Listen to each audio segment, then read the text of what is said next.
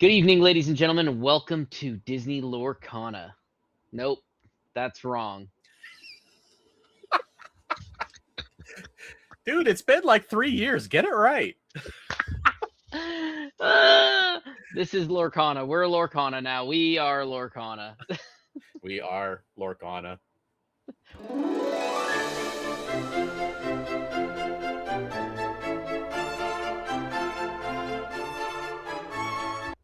Phew. Good evening, ladies and gentlemen, and welcome into Overexerted, a Disney Lorcana podcast brought to you by myself, Benny, and And my James. lovely co-host. Yeah. Too tired. We still can't think of a good one. Too tired. Period. Too tired. Egads. Too tired. Egads. Period. Too tired, Exclamation. Too tired. Period. Egads. I was going to say, in light of the recent announcement of that Q1 2027, we'll just say too tired baddies, too tired bads. Yeah. Villains are excited. rising. We'll get to that. That's your sneak peek in there. You're I know, teasing. but I'm excited. It's a tease. First up, I'm gonna be very I don't know what's the word. I'm gonna put me first today. Always put you first. I got to reveal a card. We are recording this about an hour and a half after it premiered. Here we go. I revealed this card here. Piercing Attack. 2 cost, inkable, emerald, action. Deal 2 damage to chosen character. This damage can't be reduced by resist. From what I understand, now in I think Googly posted about it in the main Discord after I revealed this. The wording is meant to replace the put damage that has been on previous cards, so that it is clear what is happening. Because remember in the rules update they had like put damage, take damage, deal damage, move damage. So now they're putting on the card a bit more descriptive of what actually is happening instead of just put, and then you have to go read the rules to see what put means. So now it's on the card. But anyway, goes through resist, deals 2 damage. This thing's going to be awesome with Merida. It's going to be awesome because it doesn't do damage to a damaged character, which is what Emerald usually does. So I think, and also this is something that can be retrieved by the new 4-drop Buzz that can get back in action and play it for free if you have a toy out when you play him. So this card is actually pretty good. I think this card's going to see some play. So I'm pretty happy that I got to reveal it. I would personally love to see somebody go Piercing Attack, play the Buzz while they have a toy, pull Piercing Attack back, boom, 4 damage across the board. 4 damage. 2 costs to play a Thunderbolt, and it's inkable. The great thing, inkable in Emerald, and it actually does something. Now, what's funny is I actually had to look up how to pronounce the artist's name because it is long. I just looked at that and I was like, I can't really see it. What does that say? Andrew Tombopoulos? Theophilopoulos. Wow. Yeah. I'm like, couldn't you have given me like Capik or Coney? Yeah. I have a buddy whose last name is like almost every letter in the alphabet. We just used to call him Michael Alphabet. No, but thank you, Ravensburger, for letting me reveal a card. It was pretty cool. Thank you to my wife for editing the video and making all of these images that were shown in there. And I had a lot of fun. I spent about 10 minutes and $0 to make it. And my wife spent hours and hours editing it. She spent probably like 10 times more time on it than I did. But also thank you, not to Benny, because he was too busy, but thank you to Jared and Heath who gave me the videos for that. If I had too many of those, it would have just gone on forever and the video would have been like way too long. Thank you, James, for inviting me. Sorry, I was so busy. Heath did it in Alaska. What's your excuse? Summer is the busiest time of Yeah. my life, apparently. My wife has, like, soccer, like, 4 nights a week. She needs to cut Um, that down to like 3 at best, maybe 2. yeah. Baseball season's ending, so it's like I have baseball practices with the kids 2 nights a week because 'cause I'm coaching both kids' teams. I don't know how I somehow got stuck with that.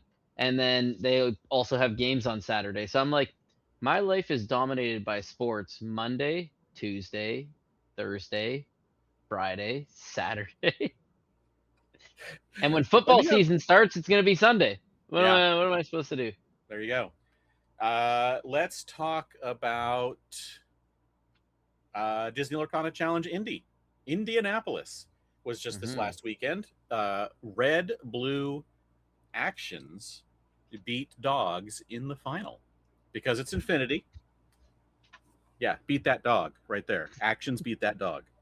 I was gonna say walking around behind, as you said, dogs. It was fun. I was able to watch some of it. I was busy for some of the weekend as well, but I was able to watch some of it, including the finals, and it was fun. I mean, there was a lot of good games. So there was a lot of cool stuff that came out of DLC Indie, but there was also some not cool stuff. First off, there were definitely some cheating allegations and scandals, which I don't think we need to go into super detail on. I think a lot of people have seen it. I think it's kind of been beat into the ground. Needless Yeah. to say, the Forbidden Mountain has disbanded their team. Uh, they're not the rest of their stuff, but their team. So they're not going to be a competitive team anymore. Still Um, making content and meta yeah, reports, but not and they'll making have a store and games. buy whatever they do. Um, the other thing that happened that was not good is apparently, allegedly, a employee slash contractor, somebody who was working the event, took a max rarity deck that was turned into Lost and Found and replaced the cards in the deck box with like steel bulk. Now, some people are thinking that maybe the person who turned it in did that, but the person who turned it in was Dale Bolito, who has his own max rarity deck and apparently has no need for any of it, and also is not a jerk apparently. Um, so most people who know him, or at least were there, very much do believe that he turned in the deck that was complete, Mhm. and now the deck is gone, and so it is being investigated. I think the police were involved. Our friend of the show, Habibi, was the one who was reporting on it from the scene, uh, with uh, Um, with photos and commentary on Twitter. Yeah, that sucks. That's awful. It's not yeah, good. like, to be honest, also, like, everyone's saying the guy who turned it in possibly could have. It's like, what are the chances the guy who turned this in just has a handful of steel bulk just laying around on him? Like, I don't know about Yeah, you, but when I go to any of the DLCs, any of the events I've been to, I'm not walking around with a backpack full of bulk. I've got no my deck and maybe like 2 trades. packs worth of cards and, like, a binder of trades, if Yeah, that. yeah, Most of the time, I'm like, I'll just bring a bunch of these overexerted stickers to hand out and be like, yeah. "Hey, what's up?" And I just wanna hang out and, like, relax and try and And also, think if about my you're next gonna game. steal the deck, why would you even turn it in? Exactly. Why But would you then walk up to a lost and found and hand a box and say, "Here, I found this"? yeah. Why?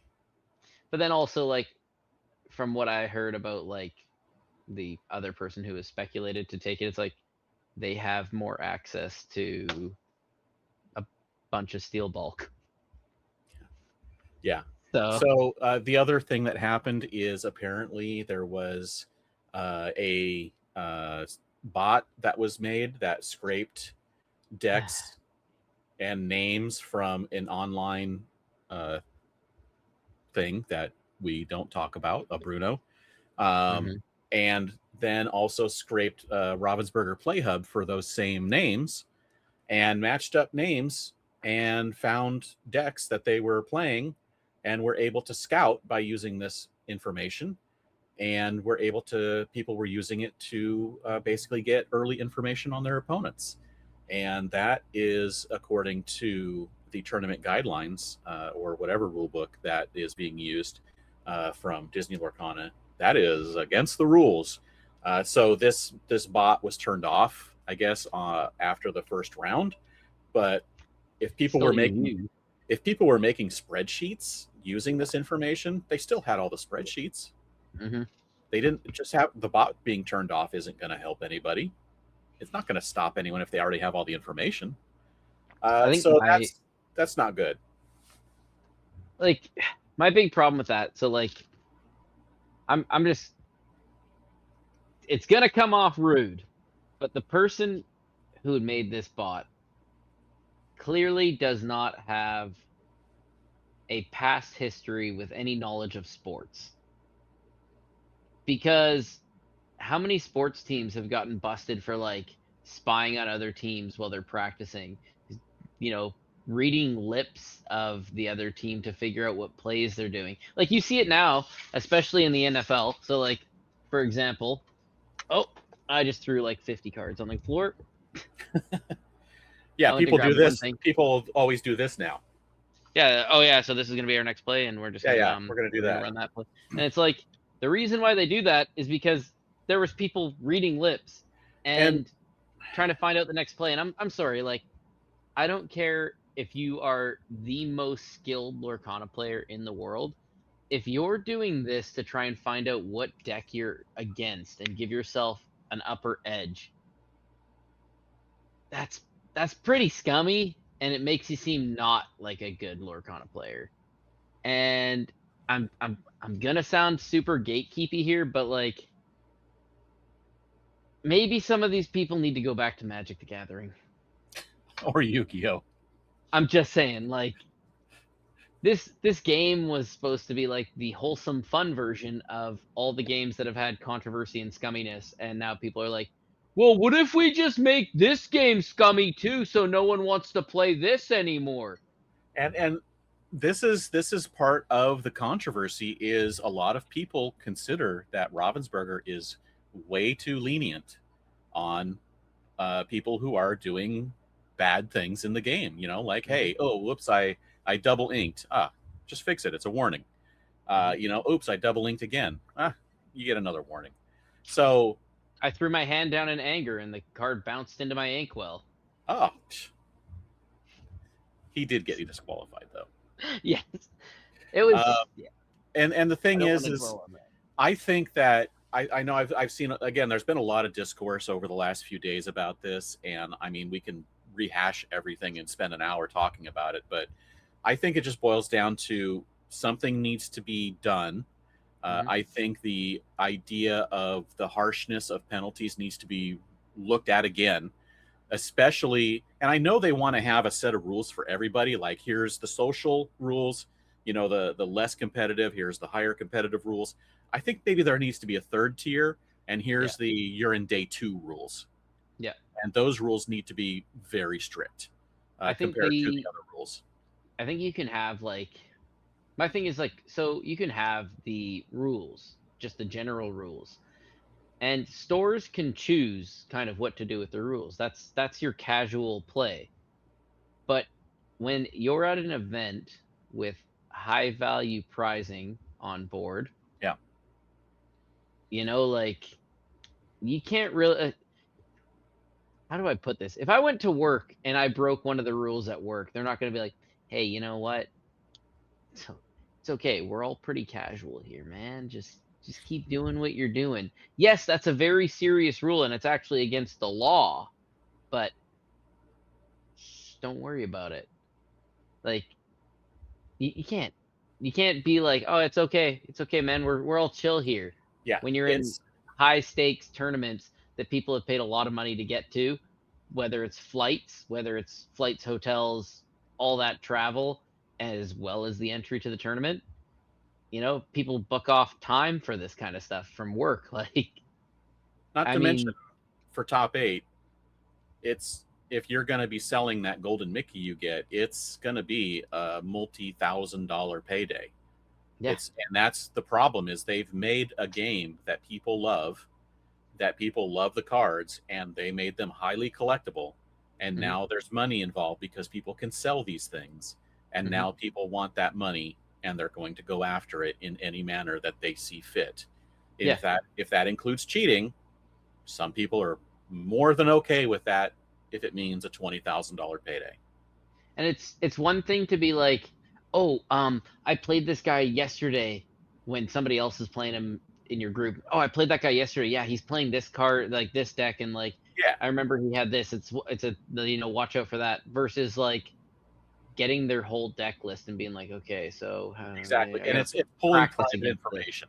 It was Yeah. pulling private information in a manner that was not publicly available. Now, you may say, hey, this particular site had an API that people could pull data from, and they could, but what you're doing is you're taking the Ravensburger Play Hub data and combining it with this data that you shouldn't even have, Hmm. and combining the two to be able to give you that extra information that you shouldn't be able to have just by Yeah. showing up at the event. If it's data that you can't get just by showing up at the event, you shouldn't have it. Yeah.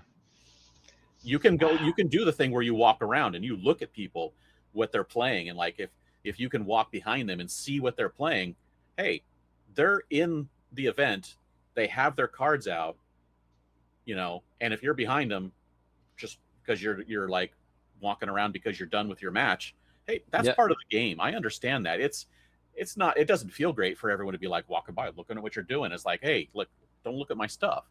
But Yeah. you're there, it's public, so Yeah. guess what? People are going to see it.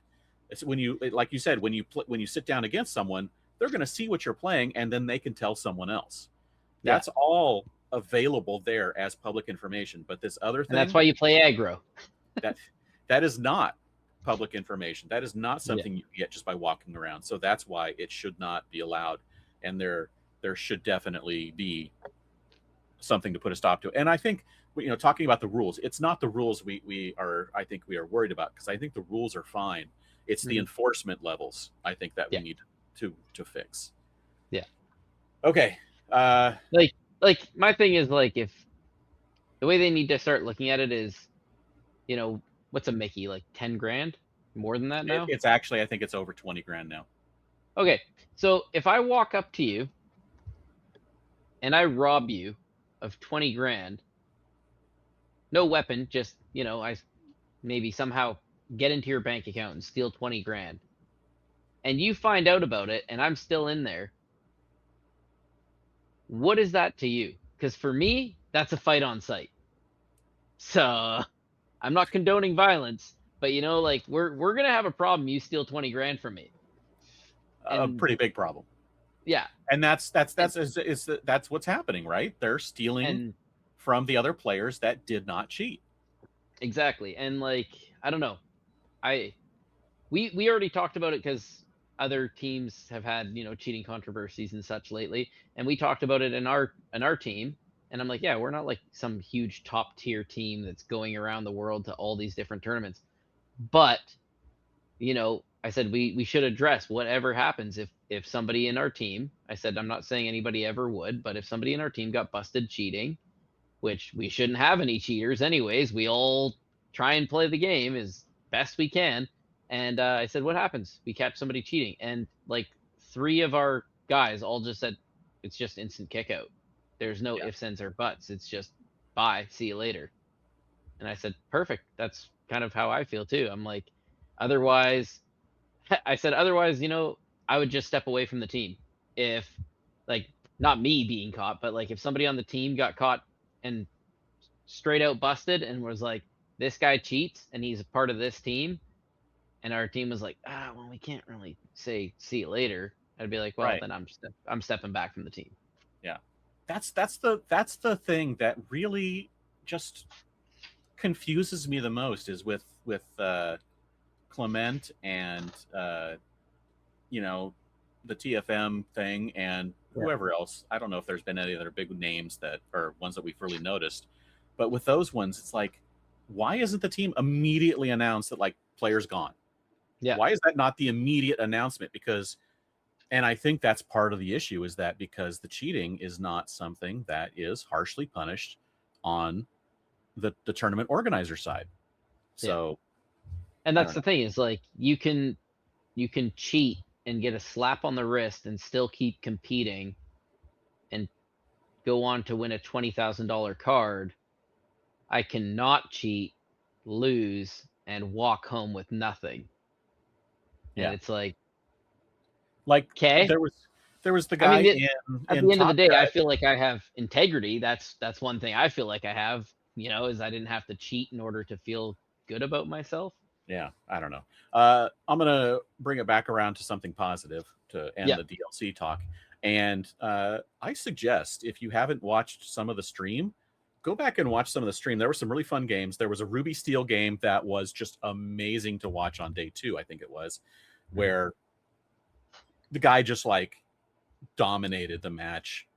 And there was like one turn where he was like, "Here, let me play like 2 or 3 Olafs for free," and another turn, and then the next turn, "Sing Whole New World" 2 times, and then "Beyond the Horizon" for the 3rd song, because the Olafs keep getting readied by Lilos or whatever it was.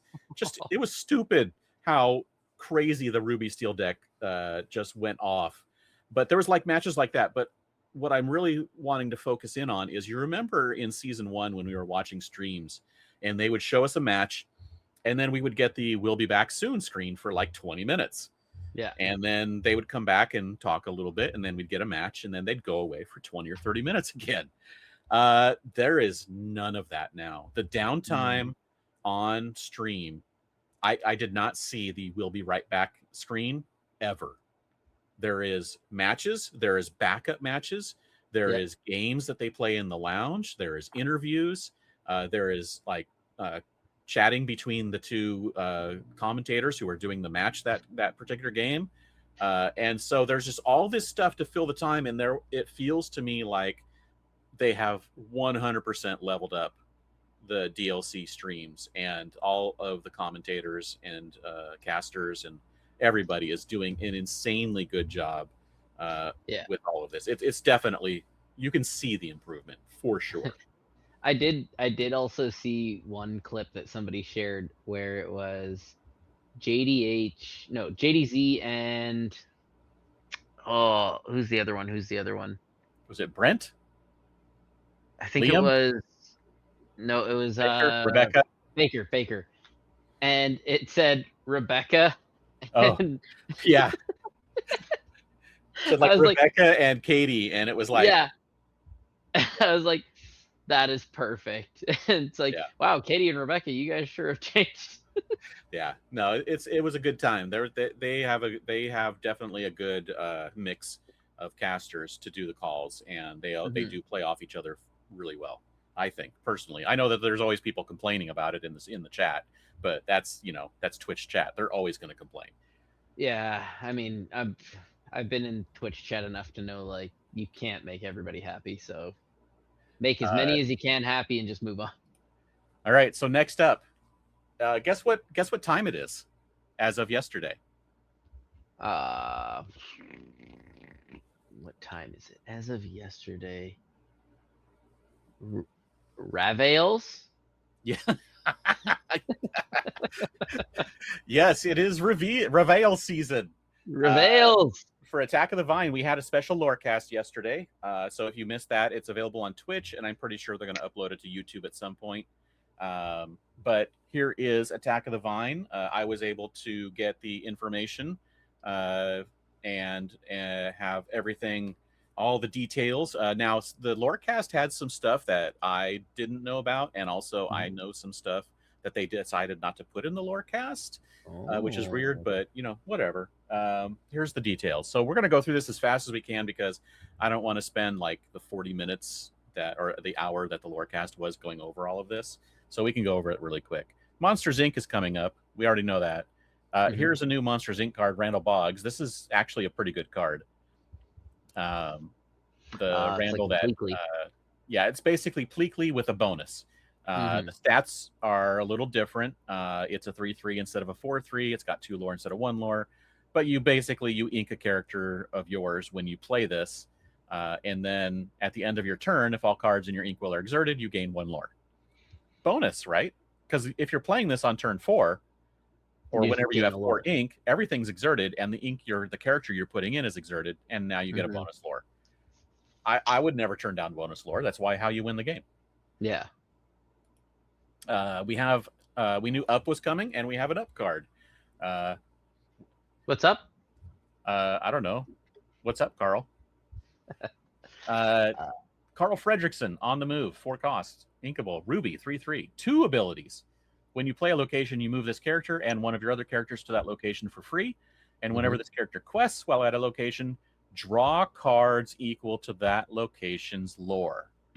Now, this is always going to be 0, 1, or 2 on standard locations, right? But everyone's like, there's gotta be a reason why this is good. And we didn't see it until like later in the day. So we'll look at that one later. But there is a location that this matters for. But also there was that one from Whispers, the boostable one, where you can just keep boosting it to increase its willpower and lore. And at some point, if you get this out, you can move it there and maybe draw like 8 cards or something like that. If you keep it on the board long enough. That's crazy. But Ruby is definitely location matters. Yeah. We have the pre-release box coming, and it's basically the same format as the last one, with the exception of the special insert is not a postcard. It is a mini poster, and there are 3 mini posters. Oh, man. And they all look very cool. There's a Madrigal one that says, "The vine is strong, this family is stronger." And an Up one that says, "Earning that botany badge just got prickly." And then a Mickey and Minnie one that says, "The unexpected creeps in." They're all very good looking. I don't know which one I want the most. Just get them all. Maybe the unexpected creeps in. I mean, I'm going to get them all because I'm going to go to 4 or 5 pre-release events. I was going to say, I might have to do quite a few of these. Technically, I have to do 6 pre-release events so I can get 6 promos and then trade for the ones if I get repeats, because here are the promos that will be available in the pre-release kits. There's one from each ink, as we have now found out is standard. They also started this new promo numbering, PD1. They didn't do it for the last one, but now the PD stands for product, and these are going to be the first. What is the numbering here? Numbers 3 through 8. So we've got Pocahontas, Vixie, and Buzz Lightyear. There's that Buzz. The Buzz is the one we were talking about that helps with my my reveal, which is a 4-cost uninkable 4/2 with 2 lore. When you play this character, choose one of the following. If you have a toy character in play, choose both. You can return an action card with cost 2 or less from your discard to your hand, and then you may play an action with cost 2 or less for free.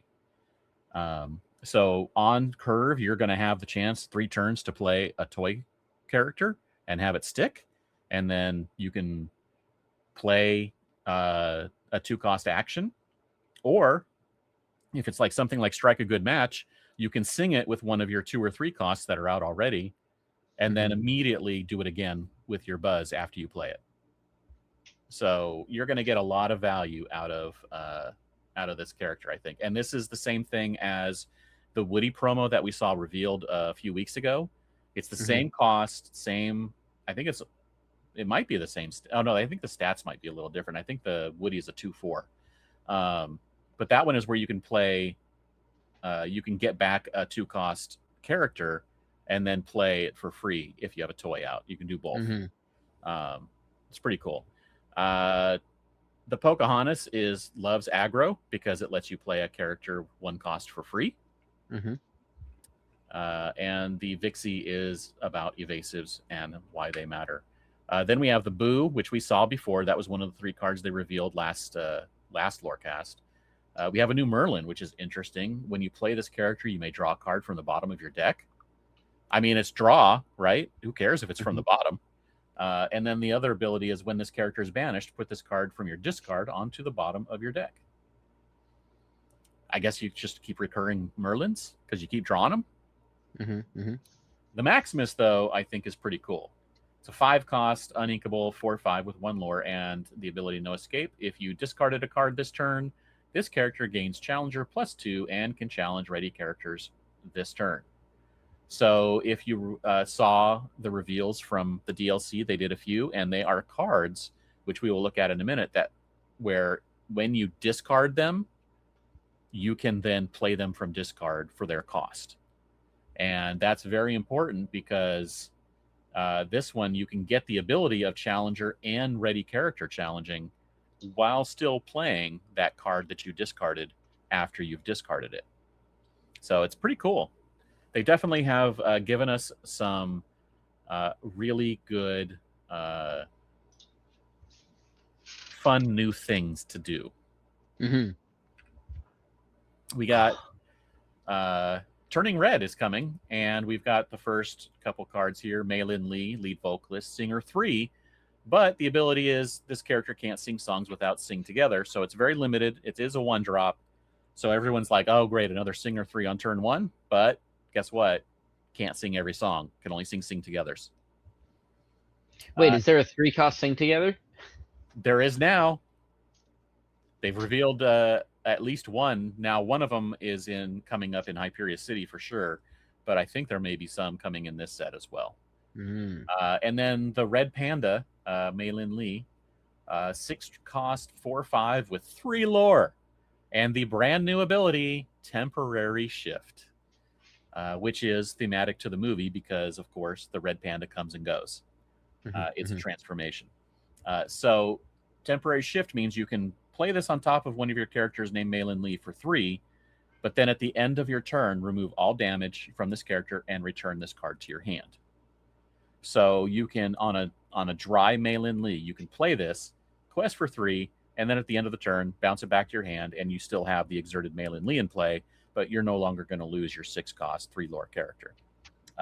They have the ability, Karaoke Queen, once during your turn, whenever this character sings a song, gain 3 lore. So you either sing or quest, you're going to get that 3 lore. Yeah.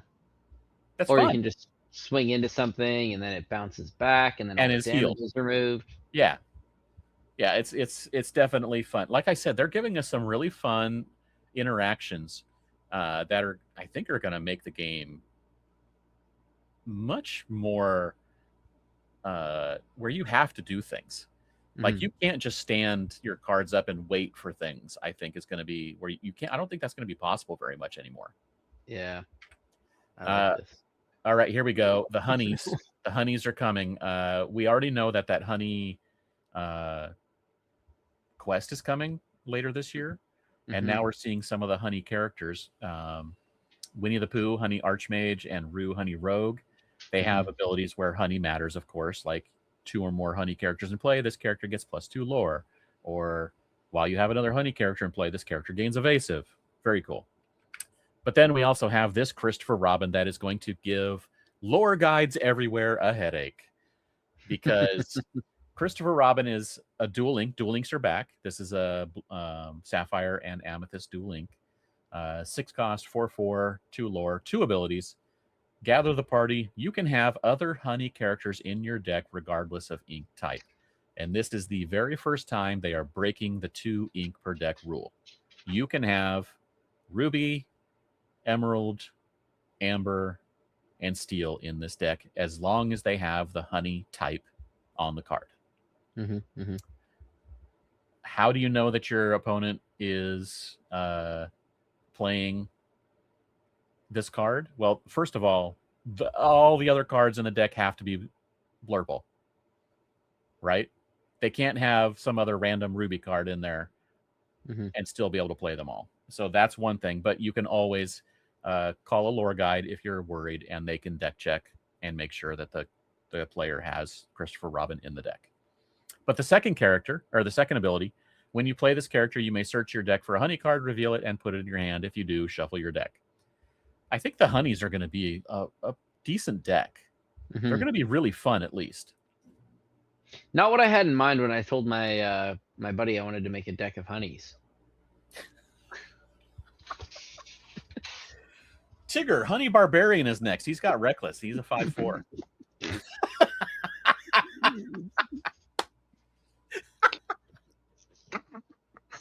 Did you ruin anything? Did you get anything No, on your card? just my nose. Shout out to Cody for the Honeys deck.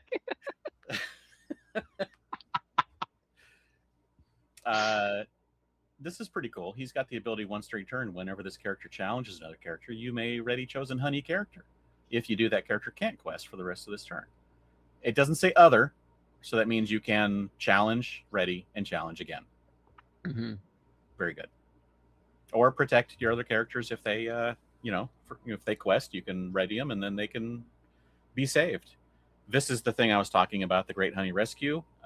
This is coming out at the beginning of October, and we will find out a ton of more info about this at Gen Con. And if you're going to Gen Con, you might even be able to buy it there.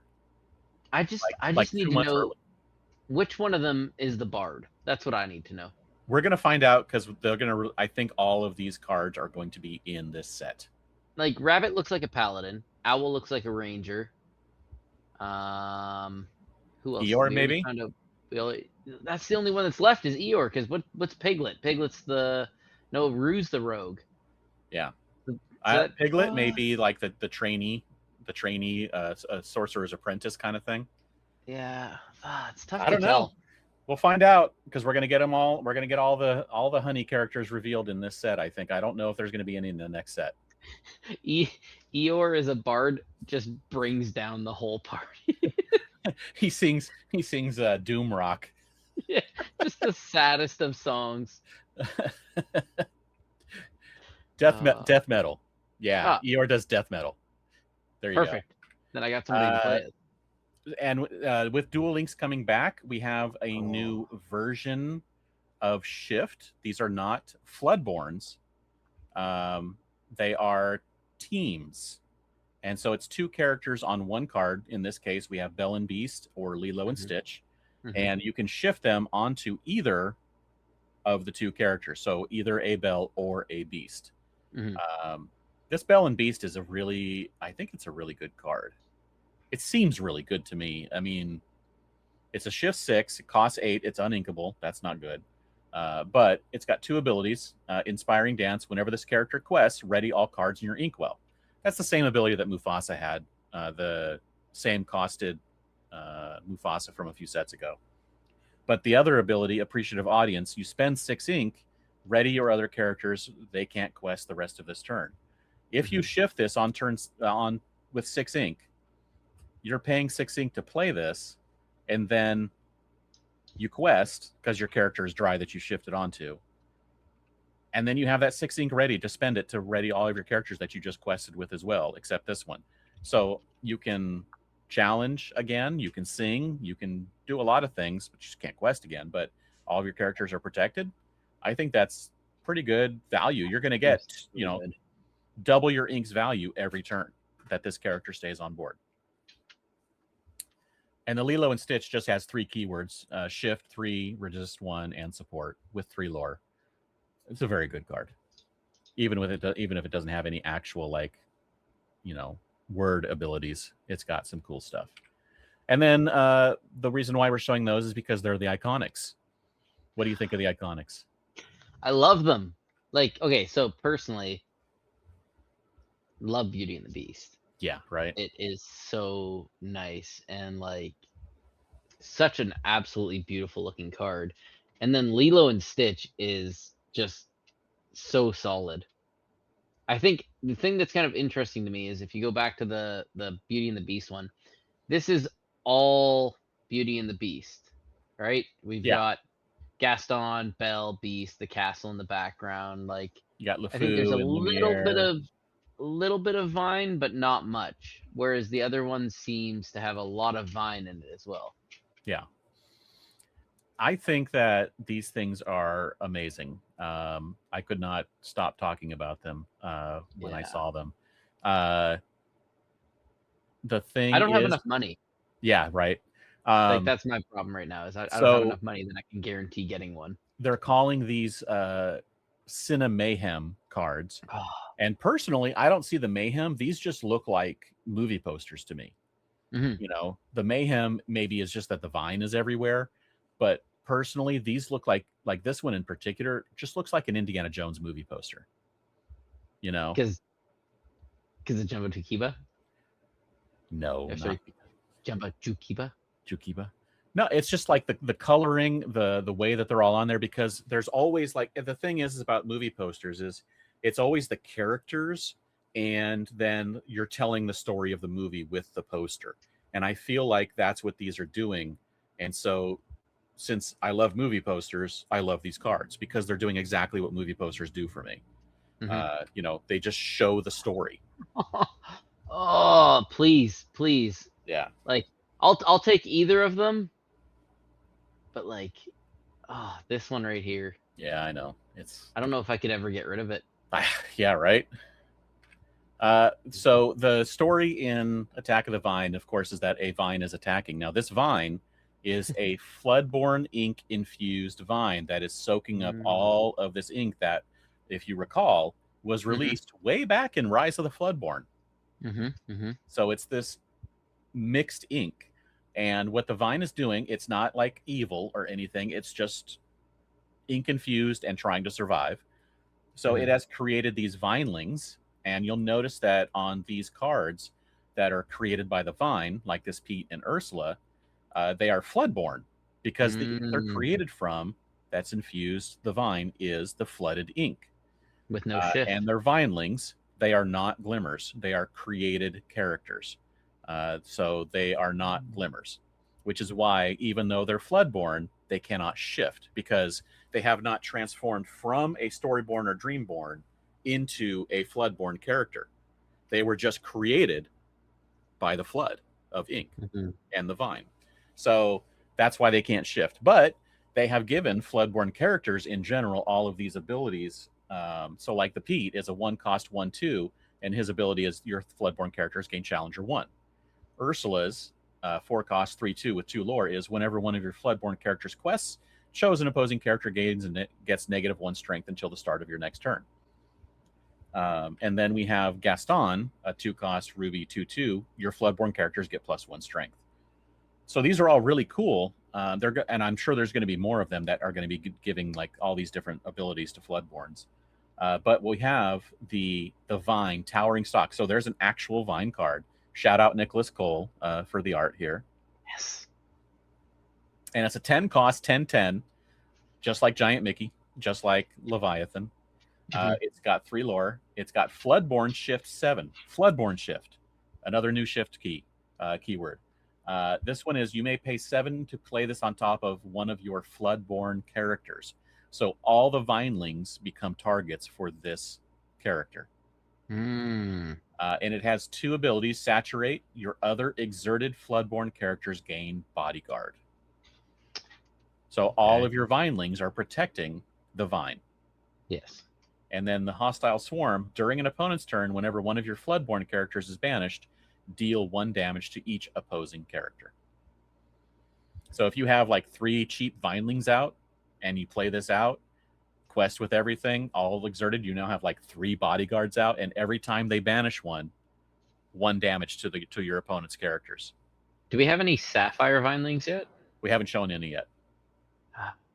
Because I'm like, be pretty good in Sapphire Steel. Sapphire Steel, right?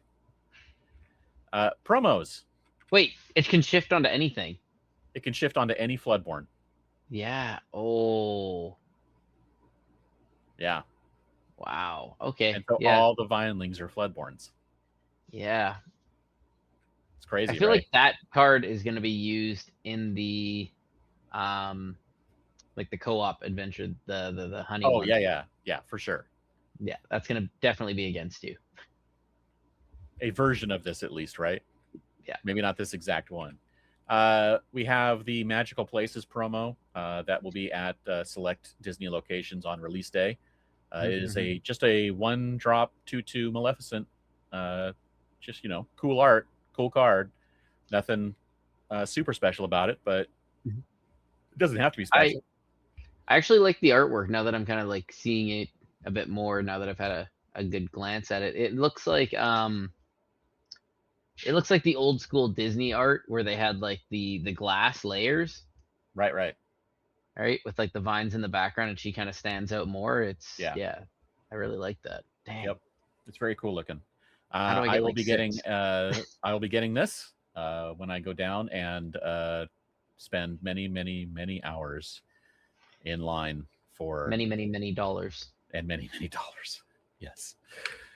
We have the weekly play promos, Maylin Lee that we saw earlier, and Randall Boggs that we saw earlier, and we have a new morph.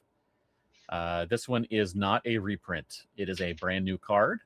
It is still 2 cost. It is now in Amethyst instead of Emerald, like the previous one, and it is a 1/2 instead of a 2/1. I just want to know why they neutered my boy, my deck, my Emerald. Give me back my good Emerald Steel. Come on.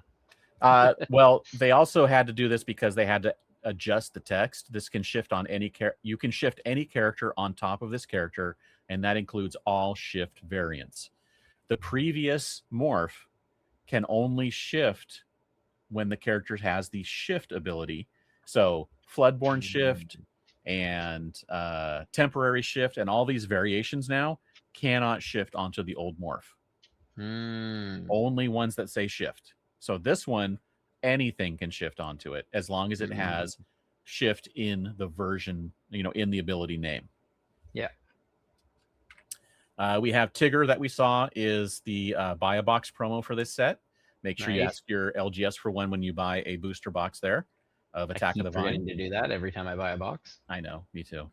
And then we have the Sully that we saw revealed during last Lorecast is the seasonal promo, which means you'll be able to get it at events that Ravensburger goes to for conventions and things. We have the set championship promo. It is Rapunzel escaping the tower. I think this was revealed during the DLC. It's got the ability, once during your turn, you may discard a card, again, the discard feature, to give this character +1 lore and evasive until the start of your next turn. Very cool. See, so this just proves what I was saying. Tangled is better than Frozen. Clearly, they've made her one of the set champs cards before Elsa, so I'm just saying. Yeah, sure.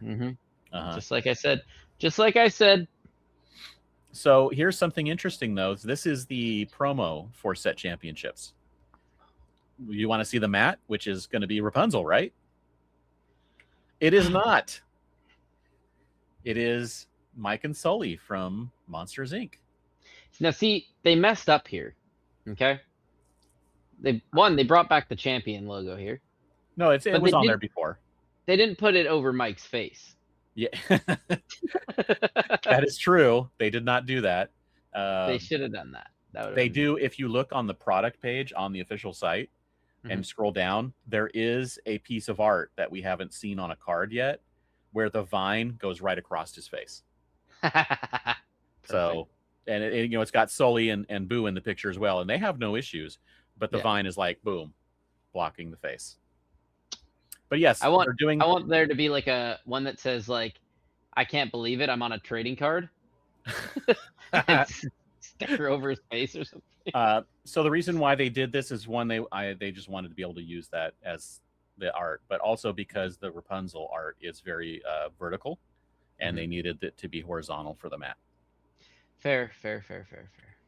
Here's all the products we're getting. Of course, the mats, the key art for this set, and the Circle of Life Enchanted are regular release. They'll be available everywhere.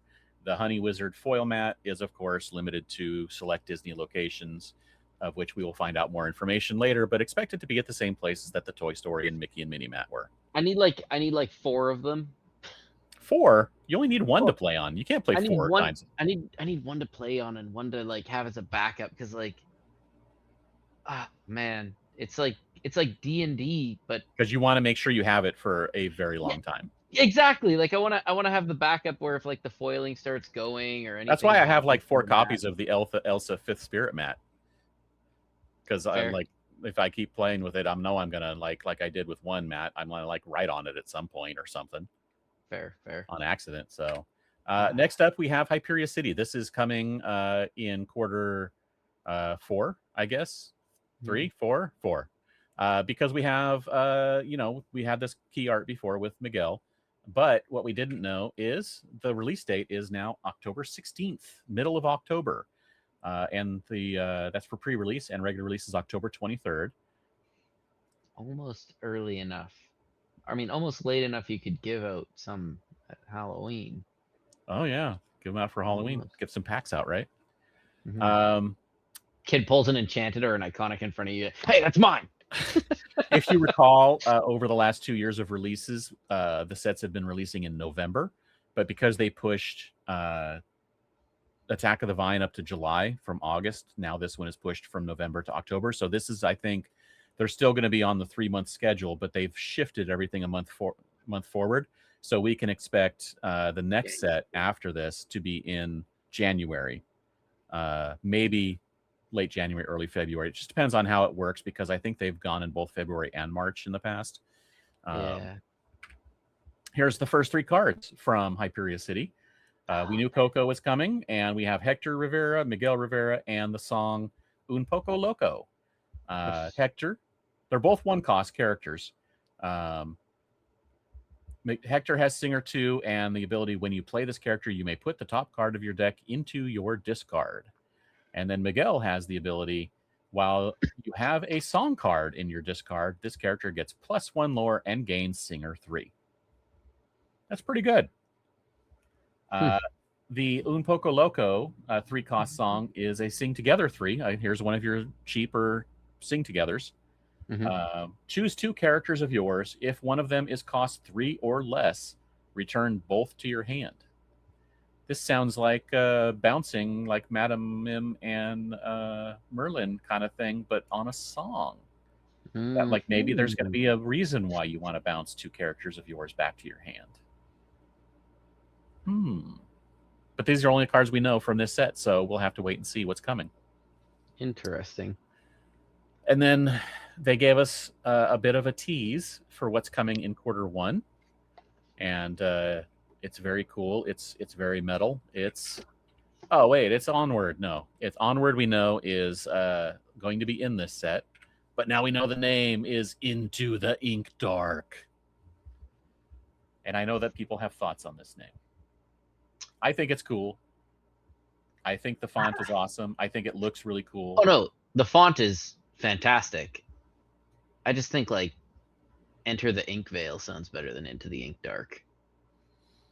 What are you gonna do? I mean, first of all, one of the things that you need to do, and this is, businessy, you have to have things that you can trademark / copyright and that people can't come after you for, like saying you copied them. So Ink Dark being a word that nobody has used before is something that they can then own.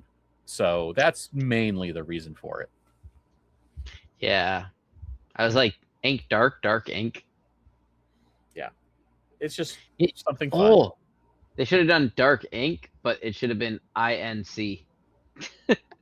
Dark Incorporated. Because Hades runs a business. I mean. Yeah. Speaking of Hades, we got the first piece of art from it, and here we go. See, this makes me love this set even more because it's clearly all about the villains, baby. All about the villains, and in the gems, whatever they are that are floating around him, there's Ursula Seashell, there's Captain Hook, there's the Queen's Poison Apple, and Jafar's Snake.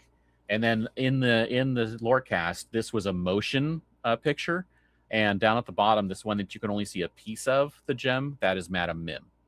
Oh yeah, I do remember seeing that as it was like coming out. It's like, I was like, so this is very cool. And then we have our first tease of Q2. I did put this up because I think this is the Hades that is plotting things from way back in Ursula's Return. There's the Meticulous Plotter card from way back in set 4. He has that line in here, I can use this. She can keep those obnoxious Lumineers busy while I roll out my own plan. And I think we're going to see his plan Into the Ink Dark. And he is clearly a Sapphire. A mere 13 sets later. No, 9 sets later. That's all. 2 years later, that's all. But you know what? You can't rush a good plan. Here we go. Here's the teaser for Q2. It is Stitch versus Leroy. Who knows why they're fighting? It just looks cool. All I know is Leroy needs a toothbrush. If you go back to the Hades, also he has like a badge. Yeah, sapphire badge. Yeah, he's got the sapphire badge. So clearly we got a sapphire Hades. Yep. Like we haven't gotten those before, right? Yeah, I don't know where Hades usually fits in other than sapphire.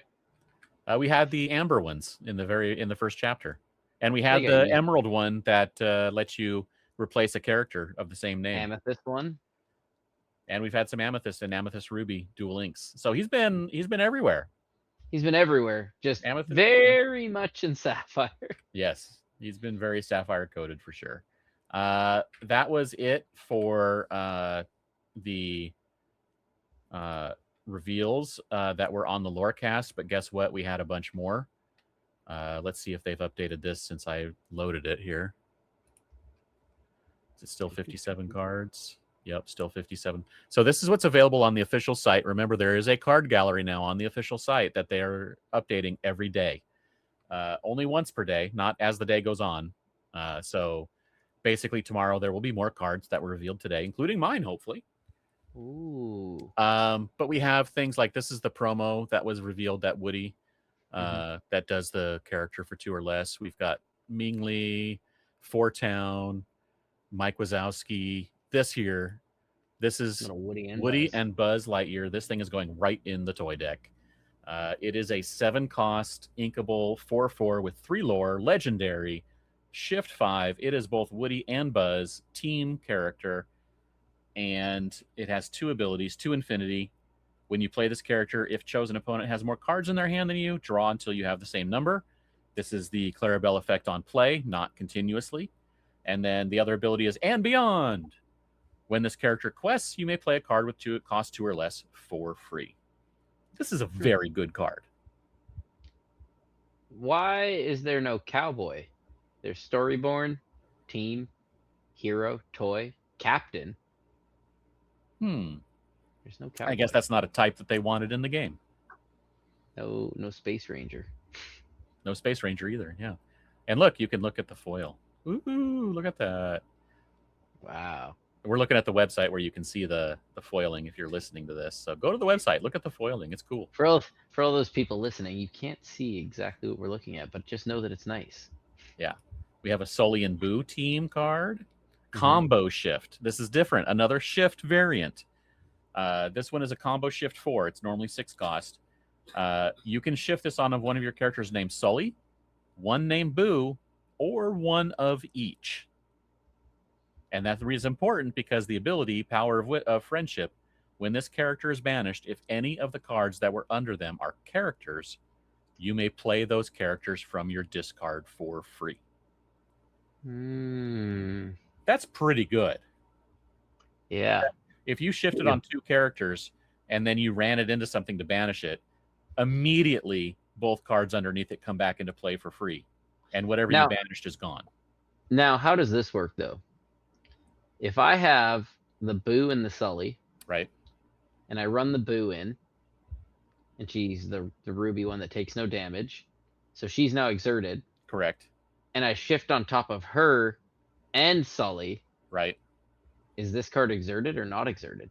That has not been answered. That is going to be in the set notes when the set is released on July 17th, most likely. But my theory that I have, and I think it's probably correct, is whatever the most restrictive status of your characters you're shifting onto is what this character takes on. So if you have an exerted character and a ready character, this character is exerted. If you have a dry character and a freshly played character, this character cannot be exerted because it's taking on the freshly played status of that character. So anything that is restricting it from doing things is what's going to stick. I think that's going to be what the rule is. Otherwise, these things would be broken. Broken. Might speed up the game. Might speed it. The reason why it's broken is specifically because of the Mickey and Minnie team that we saw. So let's go find that one, and I'll show you why this would be broken if that was possible. Mickey and Minnie, adventuring duo, 7 cost, inkable, 5/5 with 5 lore. And this one has the new shift variant, duo shift.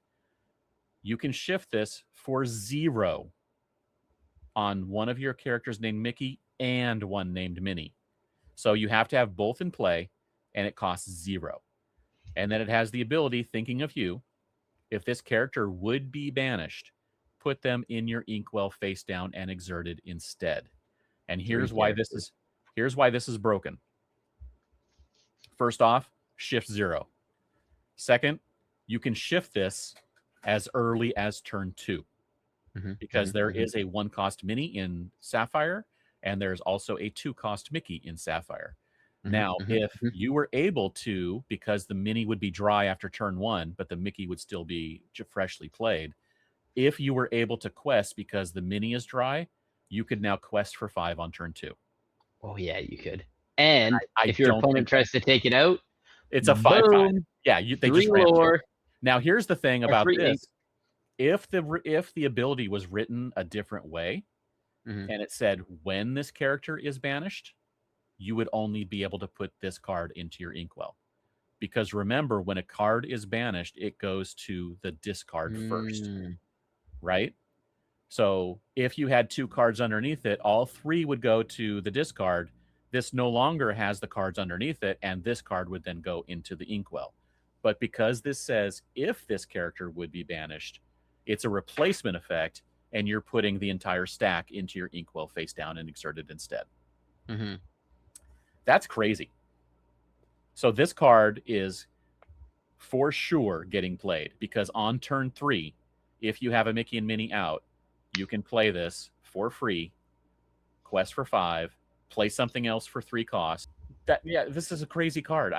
Why are they printing something like this? This is insane. You know what you could do? You could play your 1-cost Mini. You could play your 2-cost Mickey. On turn 3, you could shift this for free.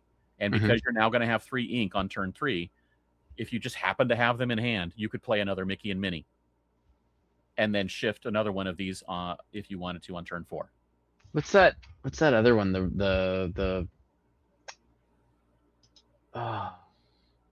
Why can't I remember the name of it? It's the one with like the flowers on the vine that gives everything minus. It's kind of not painting the roses red, but it's similar to that. I can't remember. The one where they're painting the flowers blue. It gives everything like minus strength. Oh, the song? Yeah. Yeah, everything gets reduced by 3 strength. Yeah. Until what? The start of your next turn? But I think that's an amber, isn't it? No. I think that's an amber. You know, I'll pull it up. I got it somewhere here. But anyway, this is one of your legendaries that's going to be actually like really good. I mean, I'm just happy because it's, the deck colors I like as well. Yeah. Then we also have what other legendaries did we see? Let's go through those real quick. We have the Christopher Robin was a legendary. We have this Rapunzel and Flynn Rider, unlikely pair, 5-cost inkable 4/4 with 2 lore. That is in Emerald and Steel, shift 3. Whenever this character quests, you may draw a card, then choose and discard a card. Again, the discard function. Fresh Start is the other ability. During your turn, whenever you discard a character, you may play that character from your discard, and you pay all costs. Someone will lose his head is what I was thinking of. Which one? Someone will lose his head. Oh, okay. That's the new one. Okay. Yeah.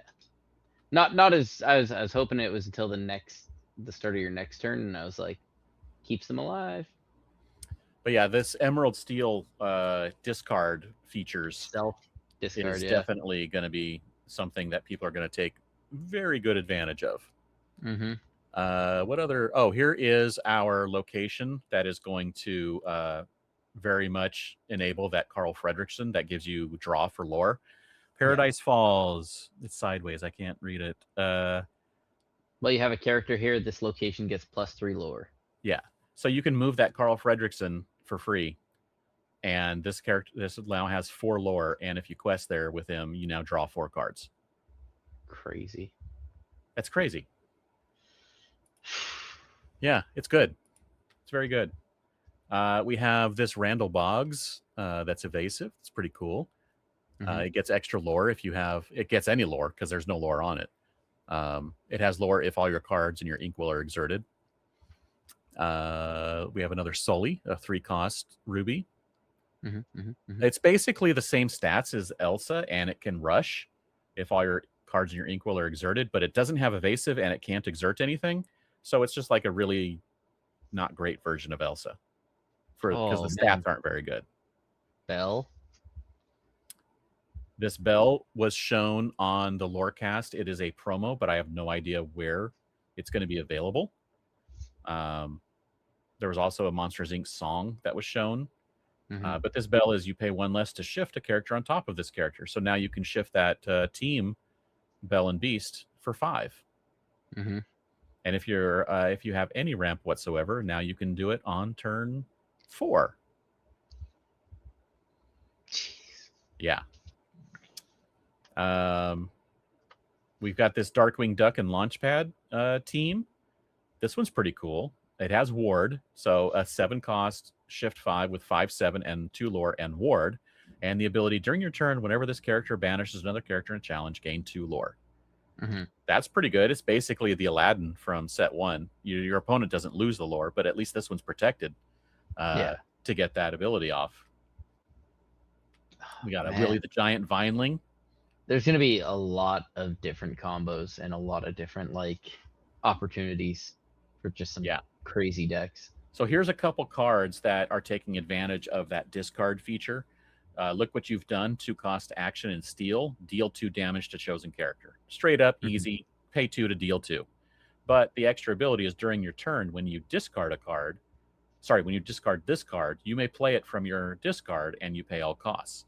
So again, if you have a function of a card that says discard to play that, or discard whatever, and then draw a card, you can discard this, draw your card, discard this, and then you can pay for it.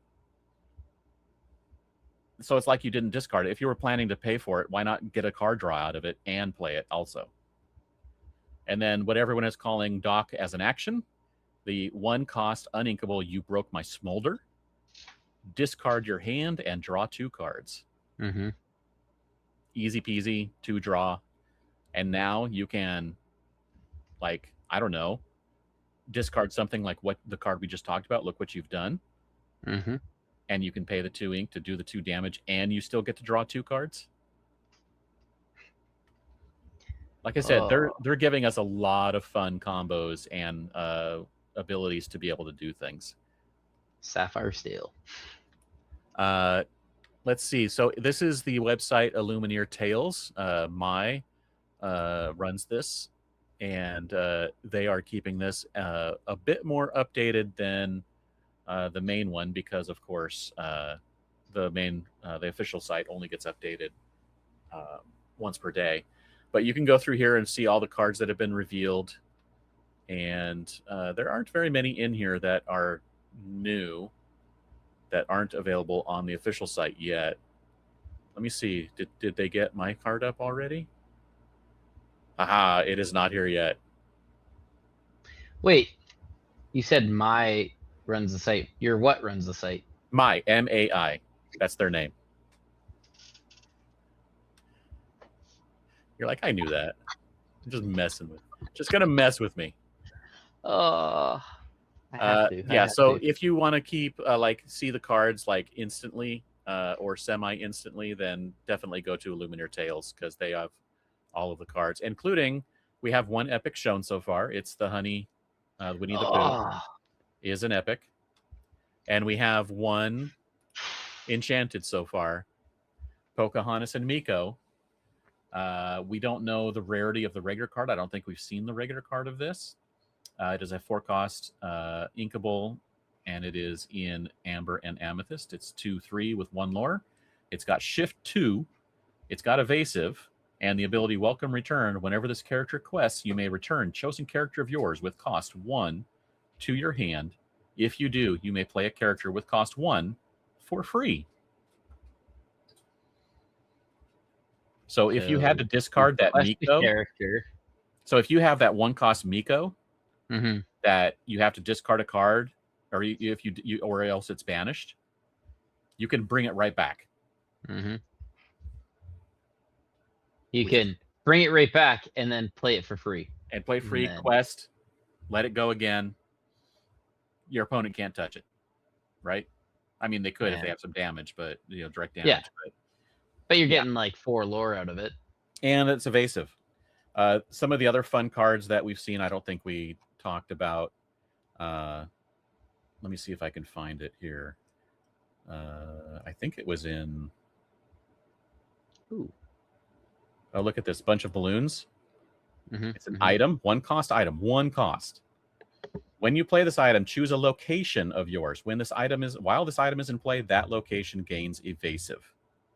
That means you can give the location that earns extra lore evasive, and your Carl Fredrickson can now draw cards off of it every turn because it's going to be more difficult to challenge an evasive location than it is a regular location. Merry Christmas. And this is repeatable because you can spend 3 ink to return the item to your hand. If they banish your location, you can just put out another one and re-evasive it. There's going to be some Christmas decks for sure. Absolutely. Here we go. Is this where? No, it's not going to be up here. This is one I wanted. Yeah, here we go. This super rare Peter Pan and Tinkerbell Fast Friends, 6 cost, inkable 5/4 with 2 lore, shift 4. Your characters gain evasive. All of them. Just your characters. All of them. So now, guess what? Every character can draw and earn lore off Dumbo. Wait a sec. What about that Peter Pan that all your evasive characters gain rush? That is no longer in core. Yes, that's what I was kind of. The one that is in core still, because it was reprinted, is the Shadow, not the Shadow Finder, where all of your rush characters gain evasive. I wonder if that other one gets reprinted this set. It will not. No? No. They don't want. I don't think they want to make this powerful. If something like that does get printed, I think it'll be a new card, and it'll probably be like an action that does it for this turn. Or it's going to be something that's locked into a certain color combination, so that you can't build it into any deck with just Amethyst like you could before. Here's a shift target for that new Peter Pan. Let's see what else we got. We got some Ming and Myelin Lees. Here is is the song here? I don't see the song. There it is. There is a song next to the red panda at the bottom there. There we go. This one's just an action, not that one. Oh, there is this one. If I Didn't Have You is a song, and I can't remember what it does because it's in Japanese. And say I don't read Japanese. I can't help you. Oh, here we go. Translated. What?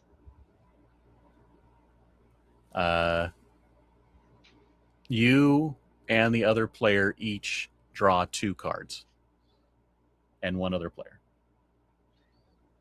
So, I'm not going to give my opponent 2 cards. So what if we're playing like Two-Headed Giant though? Yeah, exactly. If you're playing teams. Yeah, absolutely. I would do that. Absolutely. Anyway, lots of cards, lots of cool cards. This set is looking very spicy.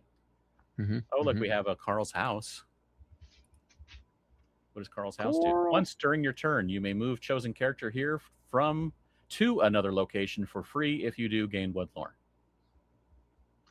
So you play this early on, you move Carl to the other one, you quest him. Draw cards, then move him here, and then move him back. For free. Yep. And earn a lore while you do it. You just bounce them back. You just keep bouncing them because you can move here for free, and this says you can move to another location for free once per turn. So once per turn, you go boom, boom after you've quested to draw cards. That's hilarious. Oh, man. Wait a second. Let's look at this one again. Let's look at that Paradise Falls again. 3 lore. Okay.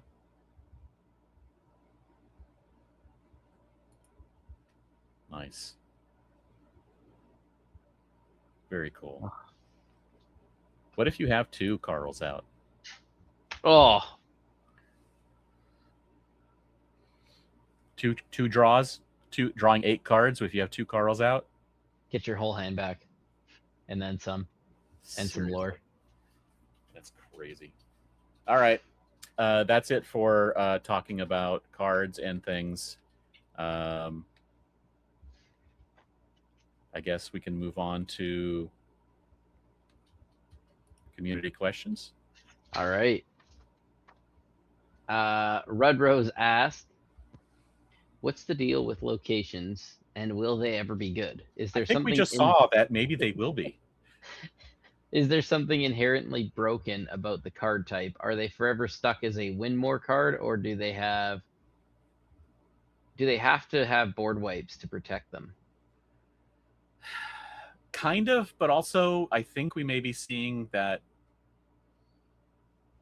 maybe they'll be viable. Mhm. I think the problem with locations is that, one, they were too easily gotten rid of, Mhm. and 2, they can't fight back.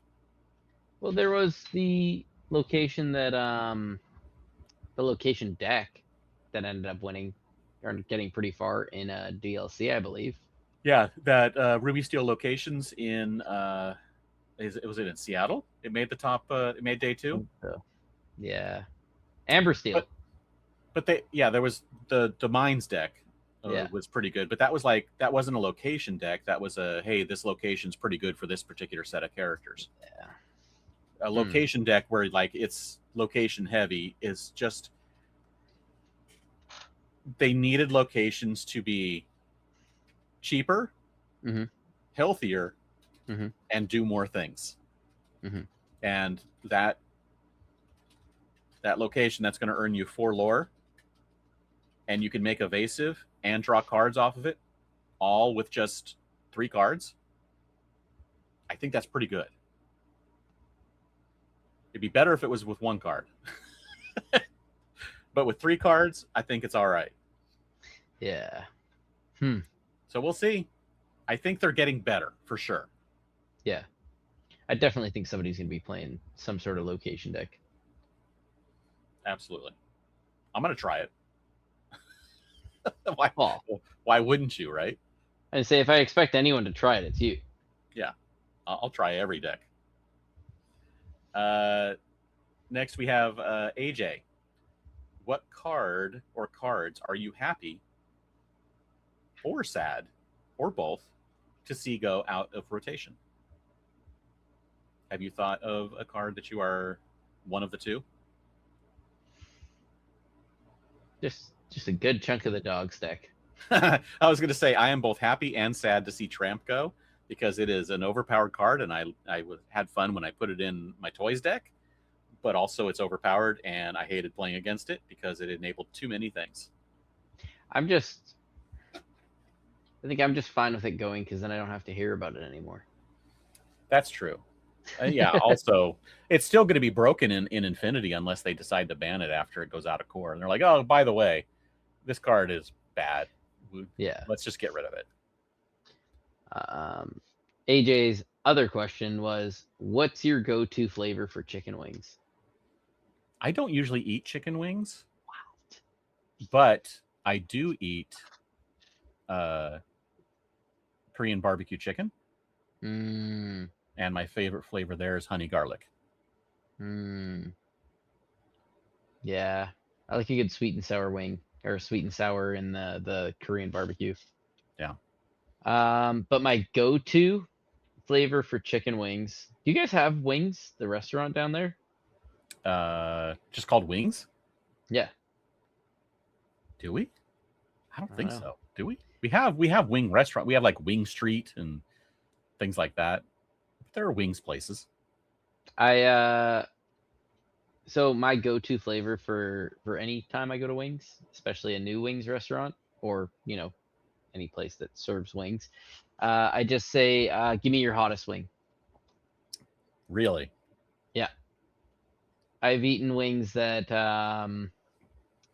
there's one called the Bobby Wing, and I've eaten in total over 20 of them. In one sitting? No, I've eaten over, I think you get 10 on a plate, and I've eaten the full 10 And you get a little picture on the wall, and I've got my picture up in 2 different places in BC here. I have aged out of being Mhm. able to handle food that spicy. Oh, it's something else. I know a lot of people I've sat down at a table with and been like, "Yeah, I'll get the Bobby wing," and they're like, "Dude, I can smell that from over here. Like it hurts from over here." And I'm like, "It's fine." Eh, you only live There once, there right? there is a trick to eating extremely spicy wings. And I'll tell you one of the many tricks is don't let it hit your lips. Oh yeah, just like Big spray mouth it. it. Yeah. But yeah, I love a good old spicy. I love anything spicy. Other than that, if I'm not going spicy, just I don't know, like a salt and vinegar, a dill Mhm. pickle, or just a real wet wing. I love wings. Oh man, Yeah. Yep. AJ's got me thinking about wings now. I just want Thanks, AJ. to. I Okay. think that's it for now. I think so. So there is. This is going to be posted after it, but coming up tomorrow on the Lorecast, Coop is in town. I just saw a Ooh, post earlier today that he just landed in Seattle. So the he's going to Coop. be live on the Lorecast, and I think the entire Lorecast is going to be about organized play. So there is a chance we may get season 3 info, or Worlds info, or maybe just more info about the North American and European championships. Who knows? I think my only thing is they better not keep him cooped up. That one was no good. No good. Well, actually, going into that, AJ so far has given me the best idea for how to give away some of this stuff. And that is? So the first giveaway, in honor of the Sunday we just had that just passed, in honor of Father's Day, I will give you guys. Let's see. Should I give them till a release? That would give him about 3. Is it About 3 3 weeks away? weeks. 3 weeks away? All right. On the episode 1, that we 2. release on the 17th, Yeah. if we do one on the 17th, we might have to do it live with what we're all planning to do. If we don't release it on the 17th, we'll just bump it to the 24th. But I will give you guys, put your best dad jokes in the comments in honor of Father's Day. I want your best dad jokes. All right. That's actually And pretty fun. I want a flood of dad jokes. So comment on this video, but also, are we going to allow them to be put into the Discord as well? Ooh. Or just on this video so that we can like contain it into one area? Yeah, I think that's the best idea. If you are on the Discord, it's fine if you want to say it in there, but somebody might steal it. So let's throw them all on YouTube. Get as much interaction with the YouTube as possible. Just start flooding all the YouTube. Help the algorithm. Juice Yeah. up that algorithm. And I will not limit entries. So really? if you want to throw in like 7,000 dad jokes, I'll read them. And grade I'm them. just trying to. How are we gonna decide this? Are we gonna get like 1 or 2 other people? Should we get like see if Jared and Heath want to come on, and we'll just start spewing off the dad jokes, and whichever one gets the most laughs. Maybe. It's just you and me laughing, and Jared and Heath going. Yeah. You're like, guys. They'll last like 5 minutes. They'll be like, guys, we're out. This is.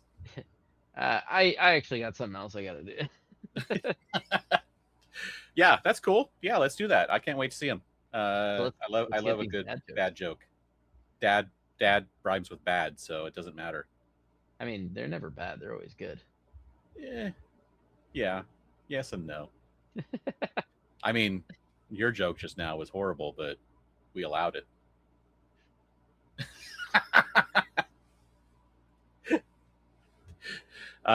Okay, that's it. Wow. This has been long. We talked a long time.